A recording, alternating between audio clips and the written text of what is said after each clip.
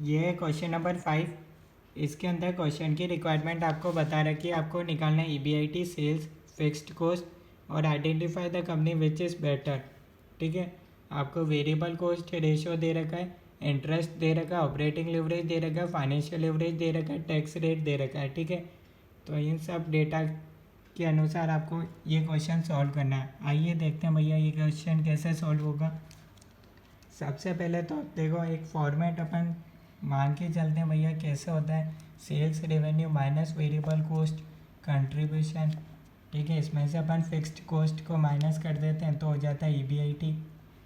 ठीक है, फॉर्मेट आपको पता होना चाहिए भैया कैसे चलता है, तो वही पहले मैं आपको बता रहा हूँ।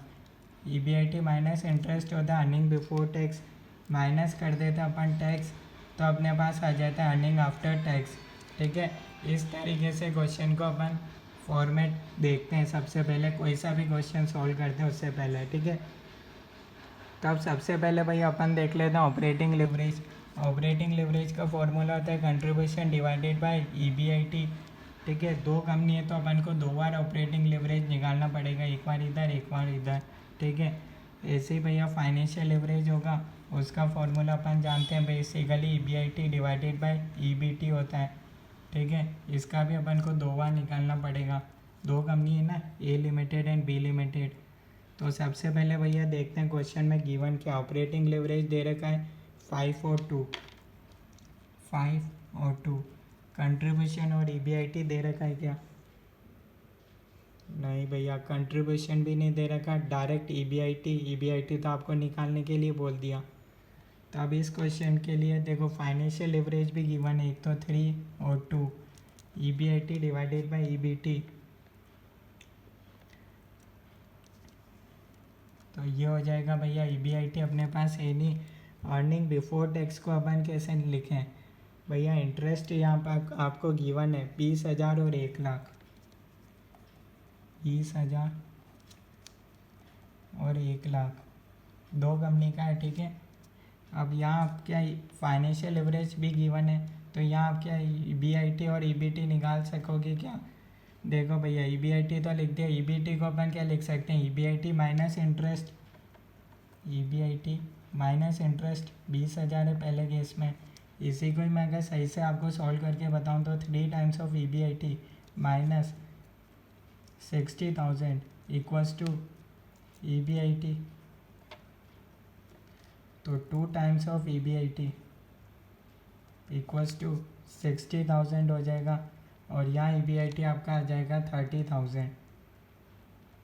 फर्स्ट केस में आपका EBIT आ गया 30,000, यहाँ अर्निंग बिफोर टैक्स आ जाएगा 10,000। ठीक है, समझ तो आ रहा है कैसे करा? ऐसे ही यहाँ हो जाएगा EBIT डिवाइडेड बाय सेकेंड, ये B कंपनी का है। ठीक है, EBT को अपन क्या लिख सकते हैं? EBIT minus interest, EBIT minus interest हो जाएगा 1,00,000। ठीक है, तो ये B कंपनी में क्या होगा? 2 times of EBIT minus 2,00,000 equals to EBIT। यहाँ से आपके पास आ जाएगा EBIT इक्वल्स टू 2,00,000। समझ तो आ रहा है ना भैया कैसे हो रहा है?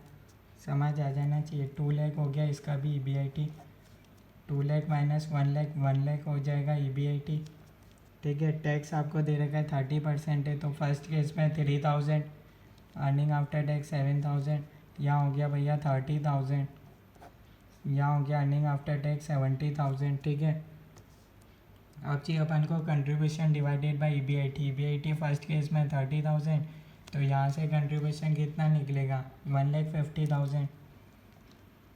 ऑपरेटिंग लिवरेज वाला फॉर्मूला है, यहाँ भी कंट्रीब्यूशन डिवाइडेड बाय EBIT, यहाँ 2,00,000 है, यहाँ से कंट्रीब्यूशन हो जाएगा 4,00,000।